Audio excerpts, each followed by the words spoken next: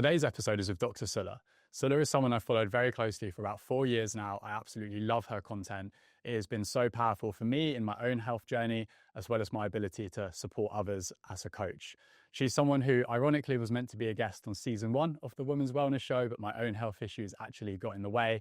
She's very, very kindly come in here today, even around having to launch her book, to share this lesson with you all.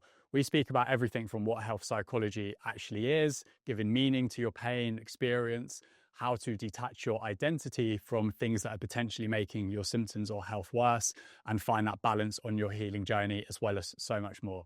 Sula is someone who has actually spoken on a couple of our educational panels and is speaking at a few more of our events coming up. So for anyone that would love to learn from Sula in person, make sure you join our community, which we'll link in the show notes, and you may have an opportunity to listen to Sula in person at one of our events this year. Sula, thank you so much for being here today. You are one of my absolute favorite people to follow online, if not my favorite person. Your content has been so powerful in my own kind of health journey and in terms of my own ability to work with clients, as I've obviously had the privilege of saying to you a couple of times now. So thank you so much for being here today. It's honestly an absolute honor to chat with you. Thank you so much for having me. You very kindly agreed to be a guest on season 1, and ironically, my own health issues got in the way of that. So a couple of years later, again, thank you so much for being here. You've obviously got 5 degrees, a PhD, 30 published papers. So absolutely incredible experience. And yeah, as we're going to get into, I've genuinely consumed your content from the perspective of like actually using it for my own health education. You're one of the only people whose mailing list I open, videos that I consume, I listen to you on podcasts. So yeah, again, just super excited to chat with you. And so great to hear. Yeah, thank you. Thanks for being here. So your own health kind of story and journey is like really, really interesting in terms of how you got into academia and working in this field. So please feel free to share that with everyone. Yeah, so I suppose it started with an interest in psychology. I did an undergrad in psychology, really enjoyed it. My first experience with health psychology was a module which was taught by a professor called Daryl O'Connor, who's incredible.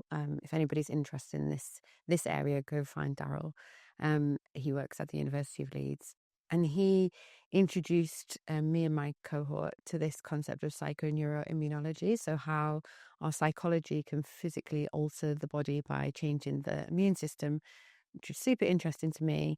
At the time, I was not kind of convinced that I would be able to progress a career in psychology. I was told how competitive it was, and I hadn't got that much clinical experience. And so I took a sidestep into marketing just to make some money. I'd been working part-time at uni as a marketer, and then was offered a role probably prematurely as a marketing manager as I left uni.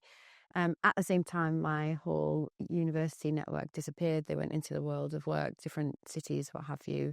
And there's, a lot of life transitions that I think are underemphasized when people leave university, if they've gone to university. It's such a big shift. And there's so much of an identity crisis for lots of people, and a lot of pressure to be like, this is going to be your job, you've got to make it work. So I was going through all of that, got a resurgence of urinary tract infections, which I'd had multiple times as a kid, as a teenager, but they'd always cleared up. But they stopped clearing up. And then they started kind of morphing and changing into different kind of pain sensations. And then at one point, we went on holiday. And when we came back, during the holiday, this weird sensation came back and it just didn't leave. And up until that point, I thought I'd fixed it with a particular medication I was on. But so when it came back, it was really daunting. And then it just didn't budge, and it didn't budge for months. And every day I'd wake up and be like, is it still there? Yeah, it's still there. Do the classic thing of, checking automatically, it's not on purpose. You just wake up, feel kind of okay, and then you realize that sensation's still there. And it was causing me more and more anxiety. I was going to the toilet more than I would like to, and everything just wasn't feeling right. It caused a lot of stress, caused a lot of a change in how I was viewing myself and my capacity. Then that started impacting on my work. So I got signed off work for a little while, went to stay with my dad. At the point that I went to stay with my dad, it was when these what I talk about in the book as migraines had started, the most excruciating pain that I can describe. But since publishing the book, actually, in classic mind body fashion, the so-called migraines came back, but they've come back periodically, like every 3 years, and they follow a particular pattern, and they are so excruciating. But they essentially fit the criteria for cluster headaches. And I've thought, after the first 3 times that I'd had it, and I'd done more research, and the internet gets smarter, I was like, I think this is what it is. But every time I was told, no, I don't think you're in enough pain, essentially. I think this is migraines. And also it tends to affect men, not women. And in retrospect, I wondered, does it actually affect men more than women? Or is it just that women are always getting told that it's a migraine? So I got a diagnosis. Now the book's out, so it's cluster headaches, not migraines. But nonetheless, they would come in every single night for hours, disrupting my sleep, making me feel exhausted, and you just feel very odd afterwards because it's just this intense pain. So I wasn't able to work, stayed with my dad, and was just at that point like hopeless, and just thought, what's the point? I shared recently that I found this diary extract, which was me coming round from anesthesia after a cystoscopy, which is like a camera up your urethra into your bladder, and feeling so utterly sad that I'd woken up, because what I'm describing is I was nowhere, which was bliss. And then to be back in my body with all of this pain was just awful. And it was like the contrast just felt cruel. So I was really at rock bottom, and I just didn't think that there would be much hope, because I've been through so many different procedures, medications, what have you, and it wasn't working. And then my dad suggested that I try mindfulness, which, to be fair to him, this was like over a decade before it's the catch-all for everybody, the advice when everybody's tried everything, to be like, have you tried mindfulness? He was ahead of the trend. So I didn't really like that suggestion, but I tried it. And I think the important thing was, I didn't try it on my own. We watched a documentary together so I could really understand what it is, like really fully understand, well, as fully as one can before you end up doing it yourself, what it was, and feel some kind of hope about it. And then he would get out the mats every morning, and we'd sit down together and we'd practice together. And so whether it was a practice that felt helpful or a practice that felt frustrating, I had company, and I had this kind of accountability, but also like somebody to explore just gently. And that really made a big difference. Through that process, I noticed that there was a different way to relate to my horrible physical experience, and that was a preferable way to relate to it. And that created just enough hope for me to think, maybe things can shift. And alongside that, I'd gotten an explanation of how something like mindfulness might affect your body physically from my dad's partner. So just that little window of hope opened things enough for me to start exploring. Then I went to therapy, and I had not a great experience. We went to this person because we were under the impression that they incorporated mindfulness into their therapy, and so could help support me applying it to my physical health issues. And what I really wanted was somebody to kind of be a companion through all of the decisions that I was having to make, like really teach me, how do you respond to your body when your body's working in this way, because it sometimes feels impossible. But instead what I got was somebody who felt like was trying to pathologize the physical experience into an expression of trauma. And that's not to say that I don't feel like I've had trauma and adversity in my childhood and teenage years. I do relate to that, but it just was so far off the mark for what was happening at that time. So it felt invasive, and it felt really untethering and destabilizing. So I left therapy after 3 or 4 sessions, but continued to explore mindfulness. And then, with the encouragement of my now husband, as things started to get better, my bladder symptoms started to change quite quickly, and the migraines alleviated quite quickly. I went on to go to do a master's in health psychology to properly understand, why did I get such traction with this? And could it apply to other people? Would it always apply to other people, and how? Yeah, that's really powerful. Thank you for sharing that. There was something I've heard you talk about before, which I think's really important, and that was the age that you started experiencing these, because I think a lot of people just don't anticipate being in poor health at such a young age. They maybe therefore don't know how to advocate for themselves. They're more likely to kind of get pushback that this will go away and it's not that bad. You haven't maybe experienced it for that long.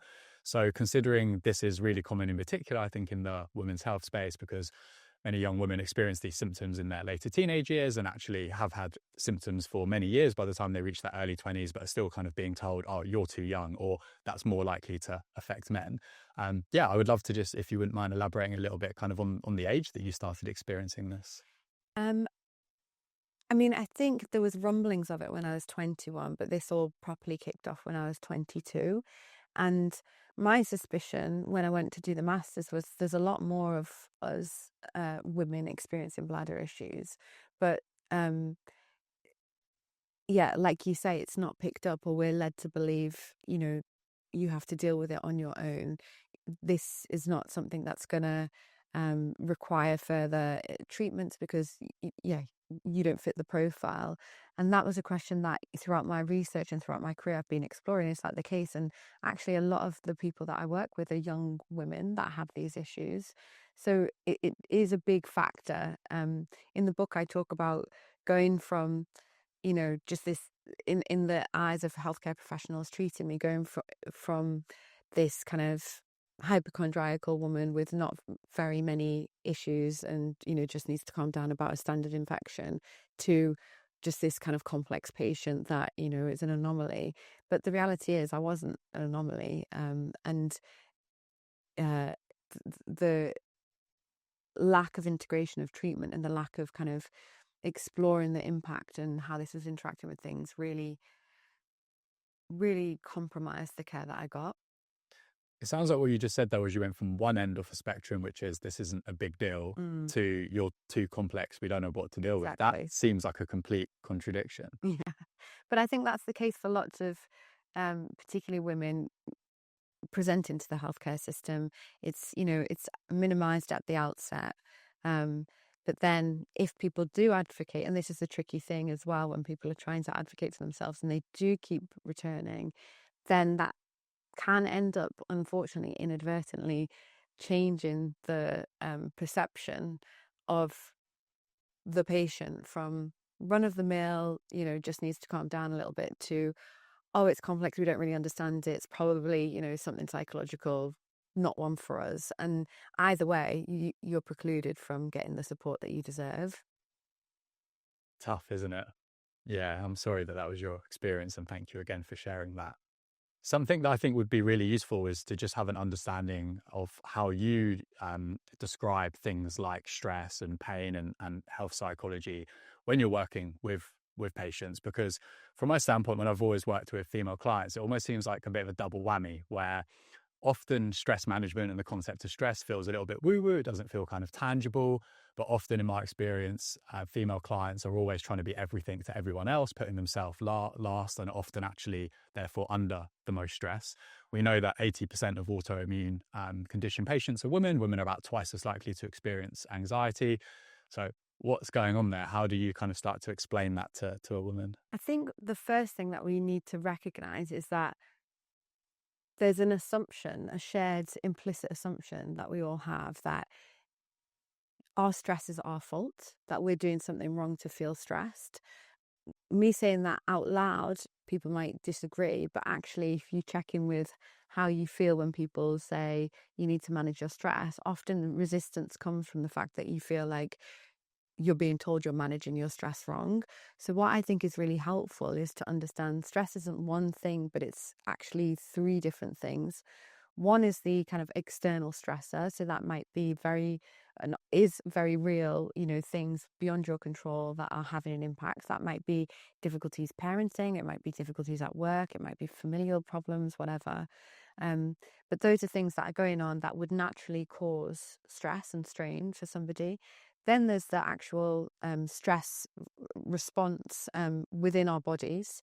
So that's a physiological process, which again just like our immune system responding to getting a virus, we can't micromanage that. That's going to happen automatically.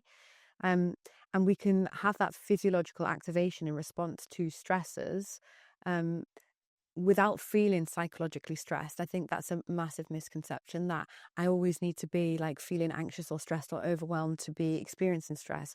We're like the lobsters in the pots, or the frog in the pots, like that gets normalized. This degree of heat gets normalized for us, especially in kind of Western societies where it's all, you know, very much go and achieve and prove. So our bodies are responding whether or not we're relating to that. That's often a big issue that we have, where we've learned to tune out our body in favor of these standards that we have. And again, these standards that we have are not really our fault. They're embedded because of societal messaging or environment, like very real stresses that we've got to respond to. So then we have these senses of, I need to do this, otherwise things are going to go wrong. So if the first two is the external stresses, then there's the internal stress processes, and then there's our stress responses. So like how we're relating to that stress.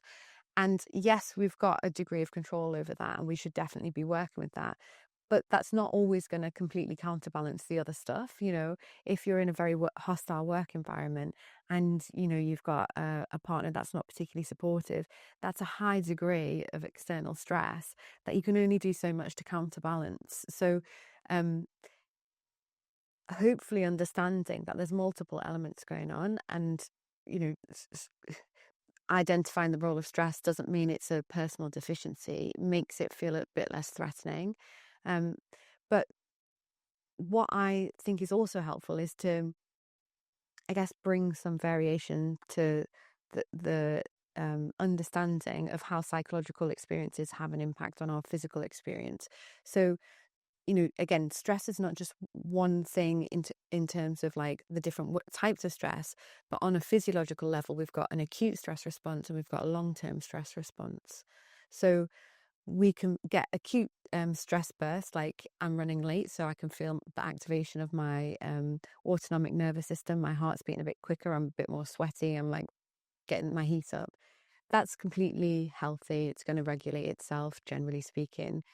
Then there's the kind of chronic stress, which is driven by something called the HPA axis, which is the hypothalamus pituitary adrenal axis, which is essentially this ongoing signaling within the brain to our endocrine system to secrete different hormones, which changes the disposition of 4 core regulatory systems in our body: our metabolic system, cardiovascular system, immune system, and the neuroendocrine system. And those systems account for so much, everything really that's going on in our body to get us back to a balance or not.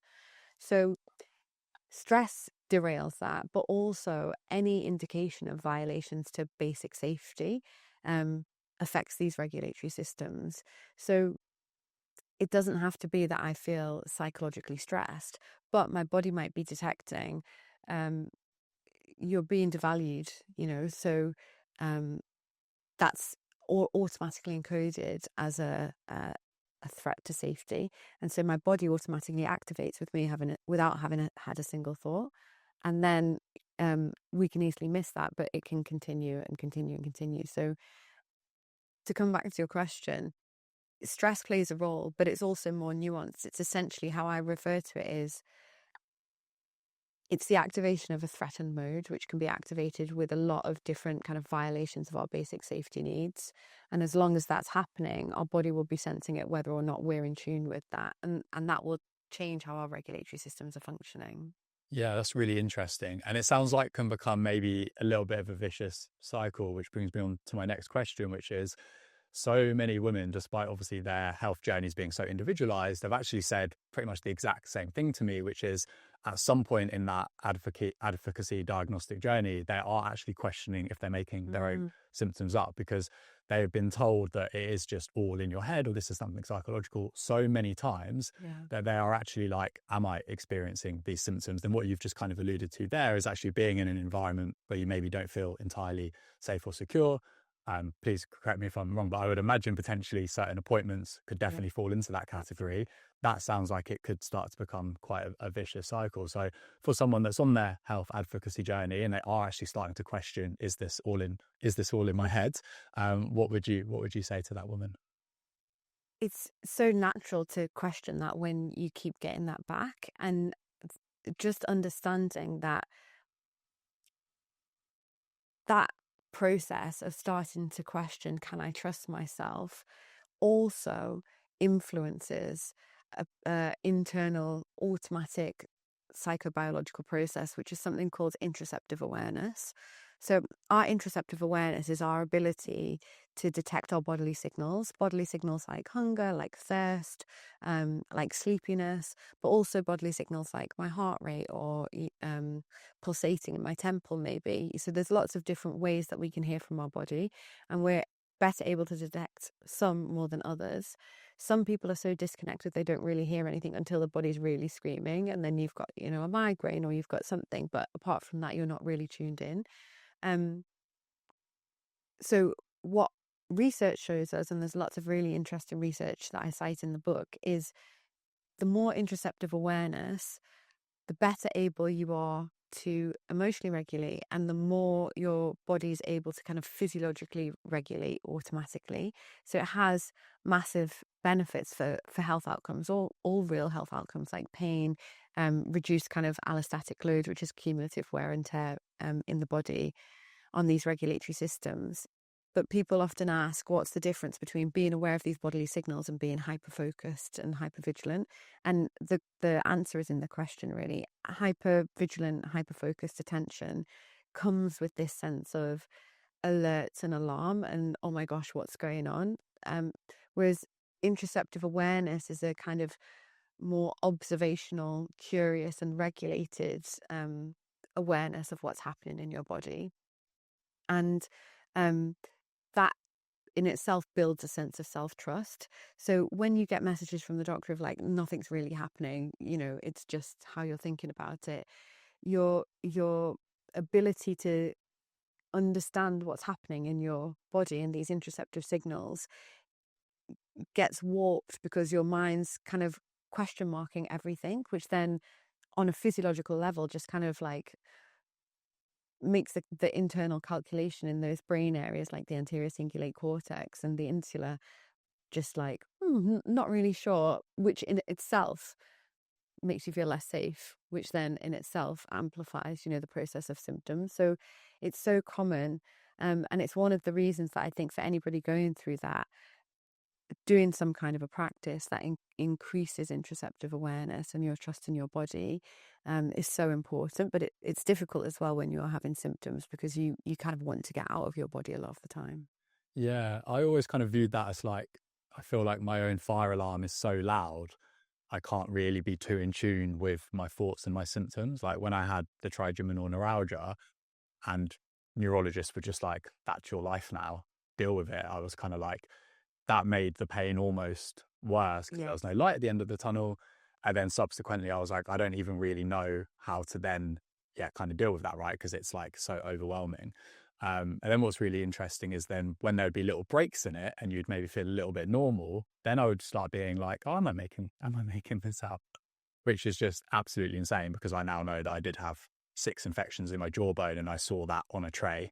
So it's like I literally saw that, but for so long going through that process when no dentist would believe me that these things could be connected, I remember how many times I was questioning my own experience because neurologists were just like, we don't really know why trigeminal neuralgia happens. This is your life now. We can't really find any reason why this is happening. And then when dentists are going, no, like there's no infections here. There's, root canals are fine.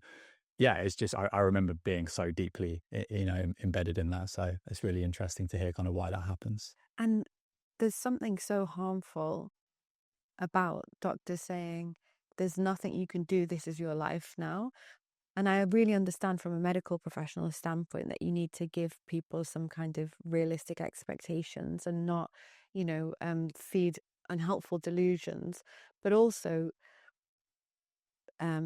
it can be very limiting, and it can activate something called the nocebo effect, where because you've essentially had your expectations framed by someone in authority, your biology can align with that.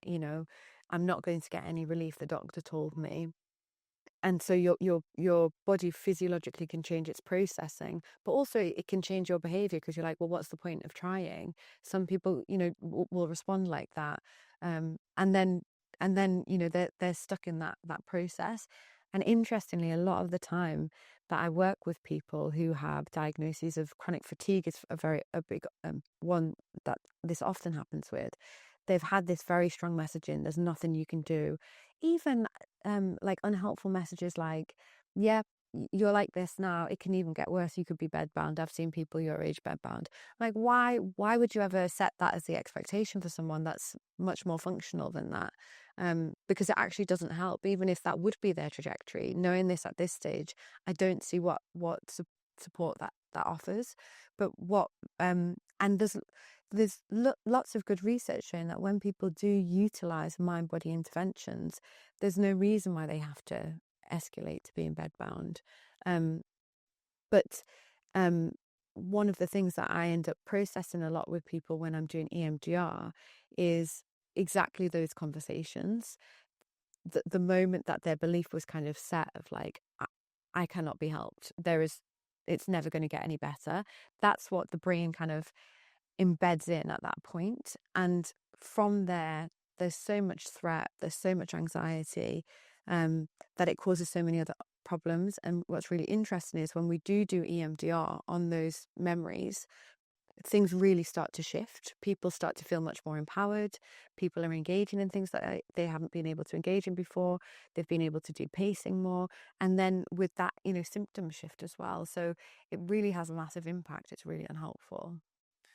Yeah, what I find so frustrating about this, and why I'm so passionate now about trying to do like the events we do around advocacy, which you were very kindly a speaker of in November and are again next week, or when this comes out a week ago, is that I remember for me, and someone that was like fairly educated at this point, how hard it was to get over that voice in my own head saying, no, they're right and I'm wrong. Yeah. But I was just absolutely like convinced that I was right. But ultimately that came from a place of having quite a lot of education around how different systems in the body can connect, and the idea that your mouth is a separate part of your body and issues there can't move into your lymph and subsequently cause problems elsewhere. That just made zero sense to me. But I was literally having arguments, and Thai culture is very funny. I was in Thailand at the time. I was literally having debates with multiple dentists. And for anyone that is not working in a health and fitness profession, I just don't understand how they would have continued to kind of look for those answers and been able to have any kind of belief that they were right.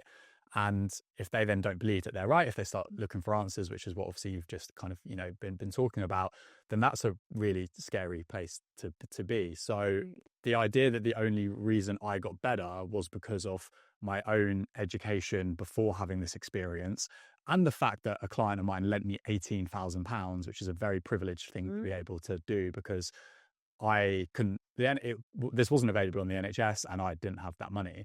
So there is so much luck and privilege involved in why I was able to deal with my own chronic health issues that I was told are lifelong. That to me just seems really unfair. It is. It's so unfair. And I think, just to identify what you said, which I think is super important, your understanding of how different systems in the body like interrelate could help you make sense of it. I think, we're not taught that because it's not reflected in our medical system. It is very siloed rather than integrated. There's the department for our gastroenterology, for our gut, which is completely separate to urology for our bladders, even though they're right next to each other, and neurology, our brain does everything, but it's not really that integrated in with these other different areas. So that's one of the things that I wanted to do in this book as well, just give people some fundamental foundational understanding of these systems and how interconnected they are, so that they can work out for themselves a little bit to some degree, or at least give a starting point of like how they might make sense of some of these things. Yeah, that's really brilliant. I think that's is obviously so relevant for any gender, any type of condition, but I think disproportionately relevant to understand in women's health, because we have conditions that solely affect women, we have conditions that affect women differently, disproportionately, and ultimately there is often less research in those conditions. So it's a real shame that this is true, but women often need to be more of their own empowered health expert and advocate for themselves even more. I remember I always feel really guilty about this when I'd left Thailand, because I was like, I need to see a very specific dentist. There was about 5 in the world that I could find that worked this way, and one was in London. So I left Thailand, I came back, but I had to do the 2 weeks quarantine. It was like still towards the end of lockdown. And one day the pain was so bad, I was in absolute agony. I was like, screw this. I don't care if they arrest me for this. Like, the pain's worse. Like, I just need to leave this 2-week quarantine. And I went to A&E, and they were, obviously, what's wrong? And I said trigeminal neuralgia. I sat down for about 2 minutes, and then they got me up and saw me. As soon as you say that, it's like, okay, 1 in 4 people with this commit suicide. Like, we need to see this patient. And at the time, this was like 4 years ago, I knew what I know now about women not being listened to in terms of their pain, not receiving the same pain medication. And I remember standing up, and I was in absolute agony, but I still remember the main thing I was thinking about was all these women that I was walking past in A&E to be seen. And I was saw by a male doctor. And I just remember feeling quite guilty about that, because I have no idea how long you've been sitting here. I have no idea what your, condition or experience is. I'm in a lot of pain, but ultimately I've just said what I've got. And as a guy, I'm believed, and I've just I've just basically skipped a queue in A&E. Only to be told there's absolutely nothing we can do for this, because you've had it for 9-ish months at this point. And do you want to try a different nerve blocker?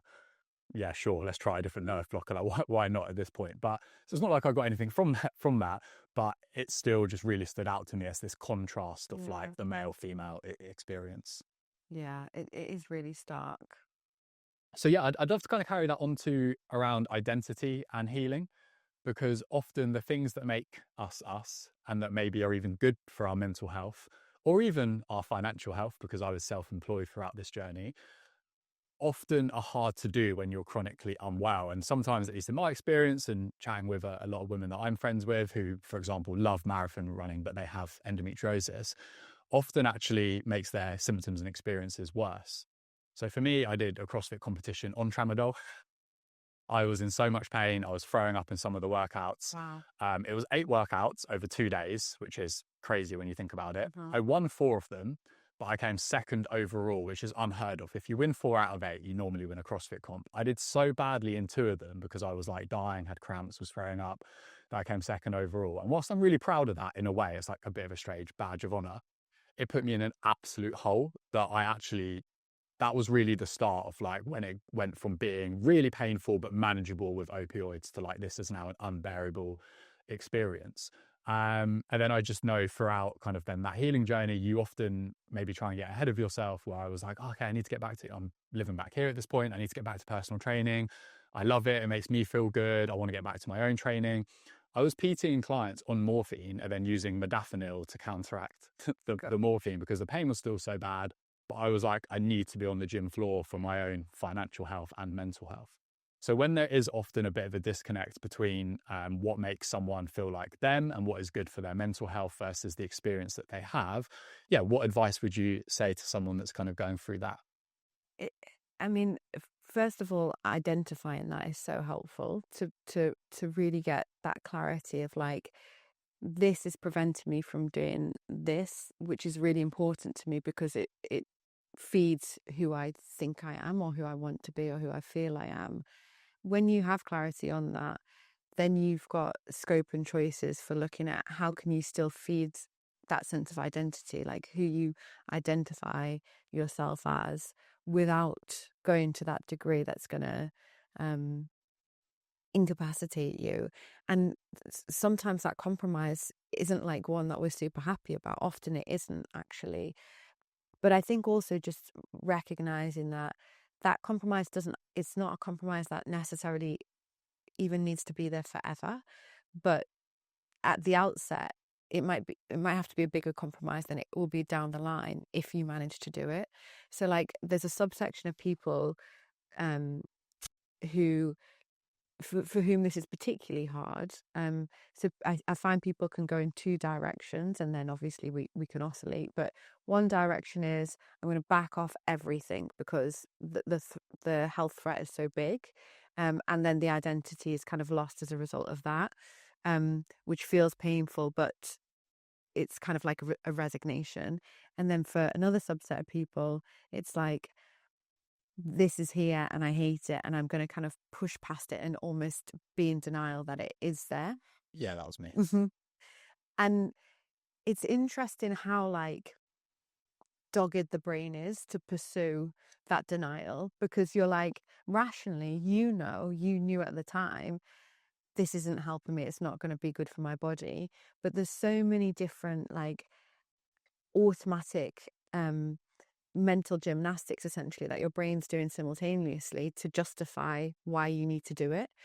Like finances, which is a very compelling one and a very real one, but also, whatever else, if I do this, then I can, blah, blah, blah. There's loads of different ways that our brain can convince us, yeah, I need to do this. And if we don't really examine, but why, like what's underneath that, then it's hard to make any sort of a compromise. And it's hard to also challenge some of the implied threat that our brain's thrown up. If you don't do this, this means X, Y, and Z. Like, what would that mean? And what would that mean? There's a process called downward arrowing, which is like trying to get to the bottom of what's the worst thing about this. So I think, first of all, recognizing your patterns. If you tend to push and go beyond what your body really is able to withstand, you need to kind of understand what's happening in those moments, like what's making that kind of blinkered suppression of where your body's at, or what your knowledge of where your body's at. And then reflecting after the fact of like, how did I feel? Why did I not, and it's not always pulling back, but just find an alternative. And then I think it's like, it can be a difficulty of just making tangible what are the alternatives, because you're used to just your automatic way of doing things. So sometimes you need to really pull out and consider, what does it tangibly look like that could be a compromise and still feel okay, and then really paying attention to when it does feel okay, but also the rewards it gives your body back, not just in the instant moment, because it might not feel that great in the instant moment, but if you take it as like a week and then 2 weeks, and how's my body doing compared to the 2 weeks before when I was pushing it, then you get good data and your brain can get on board and be like, okay, we're making like progress here that's probably more sustainable, so I don't end up, completely incapacitated later. Yeah, that's such great advice. I wish I had found your account in education back in 2018. In hindsight now, I'm able to objectively say that I did that CrossFit competition just from a place of ego and insecurity. It was a really big competition. There's like big gyms all over Thailand, and people flew in from Hong Kong, Singapore for it. So it was kind of an element of like bragging rights. You're representing your gym. And I did that, really from a place of ego and insecurity. But if you'd asked me at the time why I'm still doing it despite needing tramadol to function, that is definitely not the answer I would have given you. So I think, that's brilliant. Thank you. Something that I hear a lot, which I find really interesting, is that often continuing to talk about your experiences at some point maybe has a point of diminishing returns. Mm-hmm. I'd obviously be really curious to hear your thoughts on that. Like, at what point do we continue to maybe vocalize negativity, if want for a better word, to the point where it normalizes it? How do we find a balance there? And potentially, how does that tie into like community and belonging? Like, how do we find our people that are going to support us on this journey? Because that might mean you need to give up the friendship group that's going out multiple times a week drinking, but you still need some social connection. But what do you find it over if potentially you can't just continue to talk about your experience, if there's a point of where that actually becomes counterproductive? I think it's about variation, right? So it relates back to essentially emotional regulation. So feeling seen in your experience and understood is like a constant that we need, really. But we don't always need it constant explicitly. So if I know I'm meeting up with my friends and they know what's going on with me, and they have a nice check-in, and how is that, do you want to talk about it now or not, and I can make that decision, that can be quite enough for me to feel seen and a sense of safety. I don't then need to go into it every single time. So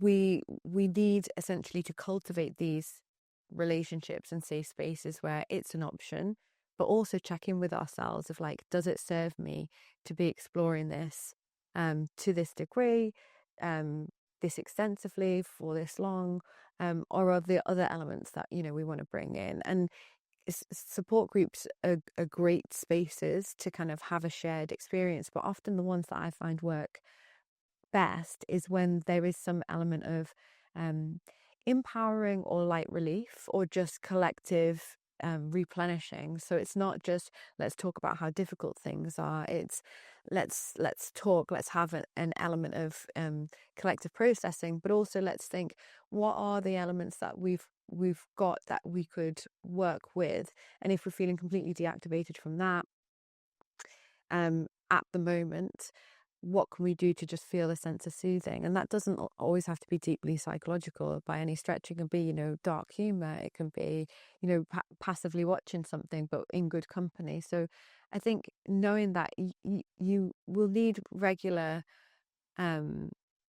chances, at least, to express what's happening for you with safe others, but that doesn't always have to be the way that you feel seen when you're in the right spaces. Yeah, no, that's brilliant. Bit of a fun question. If you could design the ultimate one-day event experience for people with their kind of, you know, chronic health journeys, what would that look like? What would you do? Oh, I love that. I think first of all, I'd start off with some really nice experiential exercises to help people understand how interrelated the mind and body are, but also why that doesn't mean it's your fault and you need to take on more responsibility. So I always do this I often do this knit exercise, which is inviting people to imagine that they've just been told by the people or person that they see most often that they've got this virulent case of head lice, and they've learned from the doctor that it's not like usual head lice where you get shampoo, that the shampoos aren't working. And so if you notice any signs of having these head lice, the best thing that you can do is go out, buy a knit comb, get them out. Because if you've only got like 3, 4, 5, you can get rid of them straight away. But once they start reproducing, it's impossible to get them all out with a comb and the shampoos aren't working. So just noticing what happens to your scalp if you imagine that you're being told this, and pay attention to your head. And like I did this on Monday at a seed talk, and I could just see so many people starting to itch. And when I said, but there isn't knits, you haven't been told that, that's not happening, people didn't stop itching, because that's not how it works. You know, we've got these complex systems. I've done this exercise so many times, and now I've got an itchy scalp. So it's like your brain gets primed and these different processes go off. So I think some fun experiential exercises like that, but also I think I'd encourage people to explore their own timelines of their health from a biopsychosocial model. So what was happening to your knowledge biologically in your body that might have contributed to health issues? What was going on socially? What was happening psychologically? And seeing how these things interrelate. How did that all culminate to the point where things started or kicked off worse? And then what does it look like now in the everyday? You know, I've got a workbook on my website which helps people do that. But I think it really helps people to start appreciating it's not one thing, it's multiple things. And I can't possibly micromanage all of them, so it can't possibly be on me. But there's so many different potential places where we can start intervening. And then just a fun day of like playing around with these different interventions. Super cool. I was laughing as you were saying that, because I was like, I know where this is going, and I don't have an itchy scalp because I wouldn't have head lice. So it just made me giggle. Are we doing that? Are we doing that tomorrow evening? Is that one of the? No, we're not. Okay. No, that's brilliant. Thank you for sharing that. So I would love to touch on how women's lived experiences, or kind of diminishing women's lived experiences, potentially translates into more of like the innovation fundraising side of women's health. So I think I'm fairly well embedded in that landscape now. I've raised a few £100,000 myself. We've got about 800 founders in our WhatsApp chat, and we've had about 3,000 people at our events. And I've also worked with, I don't know, roughly 500, maybe 600 female clients. And I feel like the conversations I have with women about their lived experiences, their conditions and symptoms, isn't always what I'm seeing kind of in the tech crunch, PR releases around what's being raised or who's building what.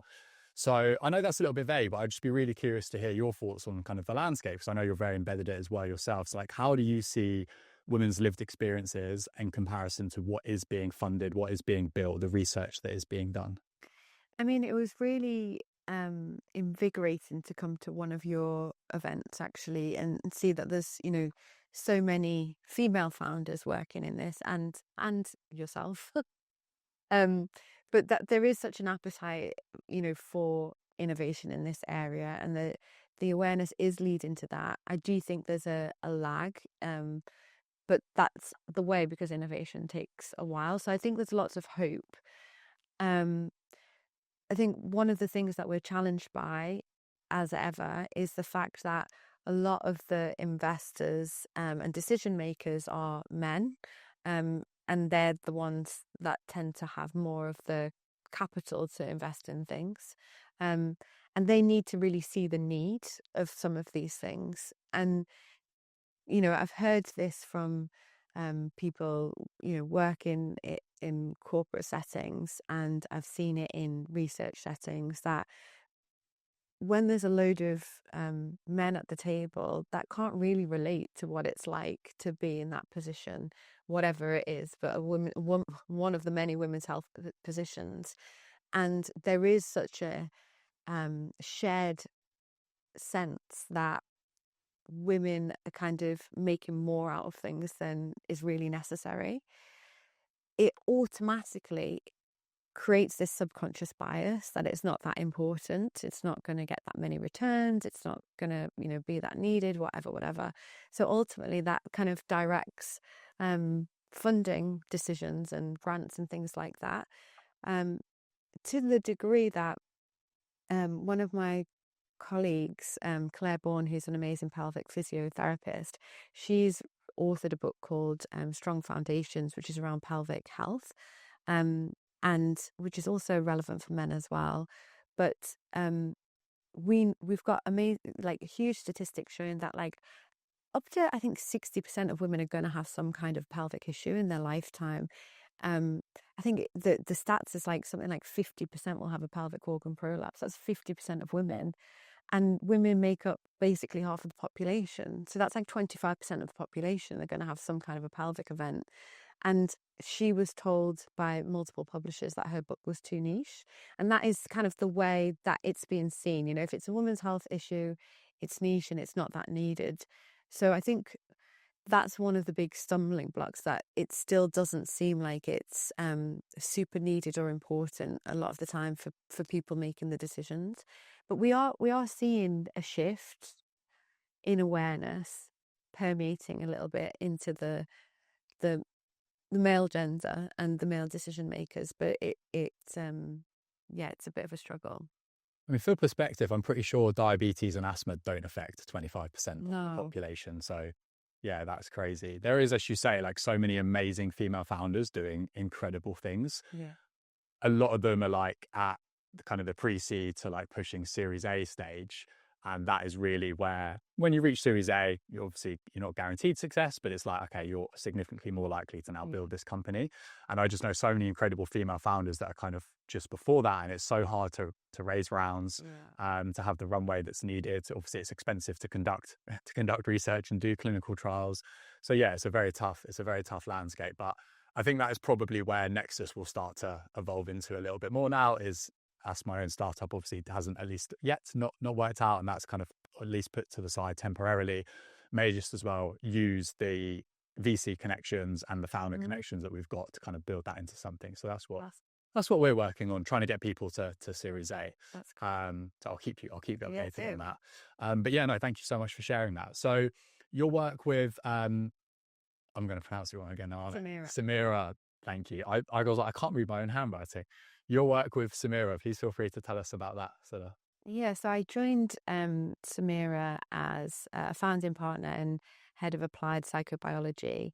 I was approached by the amazing founder, Lana Hopkins, who, through her own personal experience, kind of identified that, the body really does have a mind of its own, and you can become aware of some of these cycles and patterns, but often they're just kicking off automatically, and it's only after the fact that you're recognizing cycles, and then it feels like it's too late to interrupt it. So what she really wanted was just a little nudge to be like, before you've gotten to that heightened level of activation where it's too hard to kind of step back from, you've got something that's kind of priming you just to take a bit of a step back. And in the work that I do, we talk about this as like a window of tolerance. We can be outside of it, like under it, so we're not really even engaged in what's going on and disconnected. We can be outside of it, on top of it, where it's just too high, too activated, too heightened, so it's hard to regulate. And then really what we want is to be within the window of tolerance, which I can be anxious within the window of tolerance, but it feels tolerable and like I can influence it to some degree, or I can stay with it until it habituates naturally.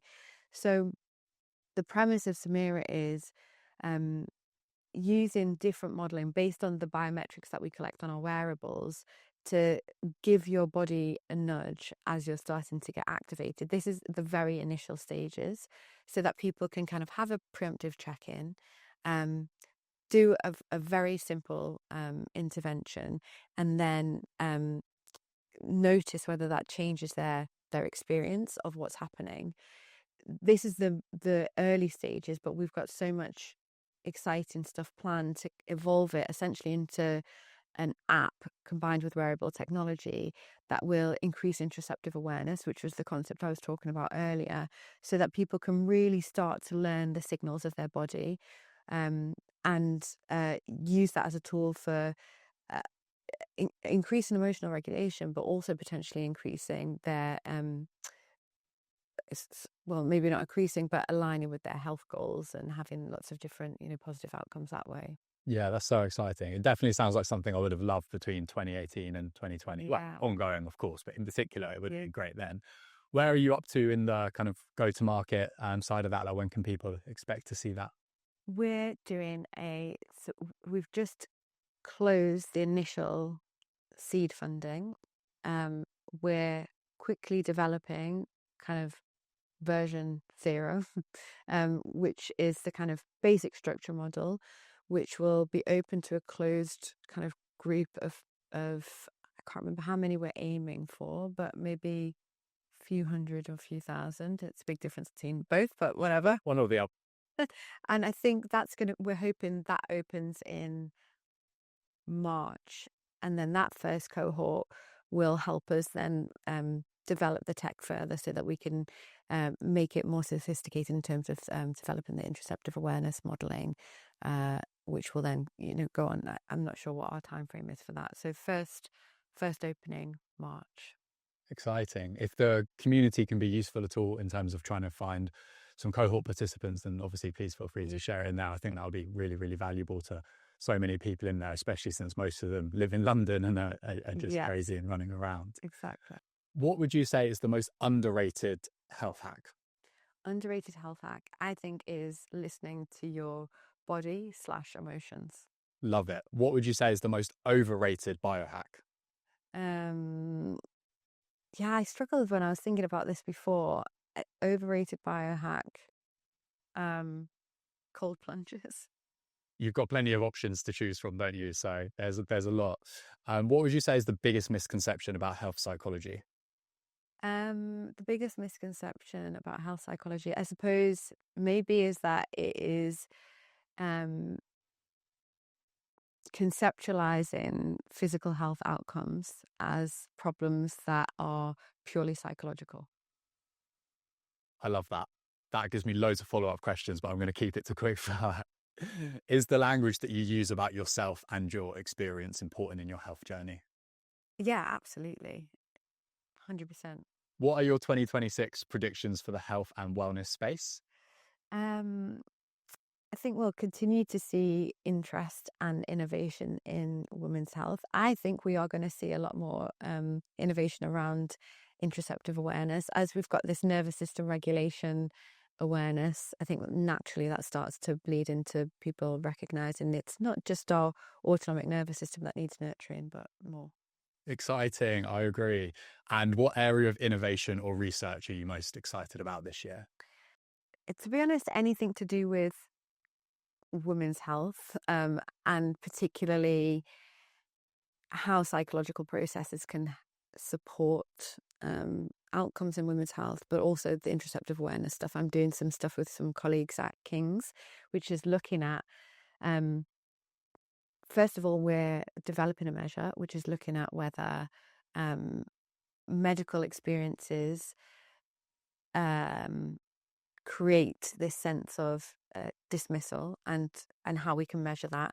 And then we're going to be looking at whether those dismissal experiences physiologically change the body. So I'm very excited for that.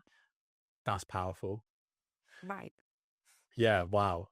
Is there anything, before we kind of get to where people can find out about your newsletter and book, etc., is there anything that you want to add to that? Anything you think we've missed? No, I think it's been great. It's a lovely, yeah, so many things that we could talk about, but great. Yeah, I love that. Thank you, Sula. So where can people find out more about you, your content, and the book? My website is healthpsychologist.co.uk. To check. My book is on my website. It's on everywhere that you buy your books. And I'm also on Instagram, which is _health psychologist with underscores between everything and at the end.